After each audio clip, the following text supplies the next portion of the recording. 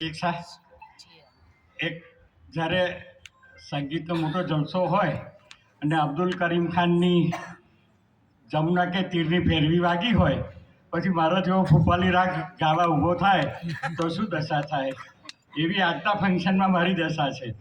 પંકજભાઈના જે સંસ્મરણો અને એમના જે વાતો સાંભળી પછી અમારા જેવા નાના કાર્યકર્તાઓ આગળ શું વાત કરી શકીએ, એટલે મને ખૂબ શોખ થાય છે.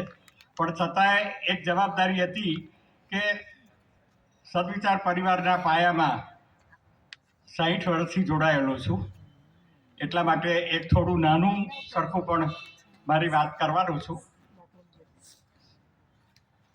સદવિચાર પરિવારના પ્રણેતા અને અધ્યક્ષ સ્થાપક મુરબ્બી હરિભાઈ પંચાલને હું મારા પ્રણામ કરું છું. બંને દીકરીઓ હાજર છે, એમને પણ હું પ્રણામ કરું છું. આજે મને તેમના સંસ્મરણો રજૂ કરવાની તક આપી છે તે બદલ ટ્રસ્ટીગણનો પણ હું ખૂબ આભાર માનું છું.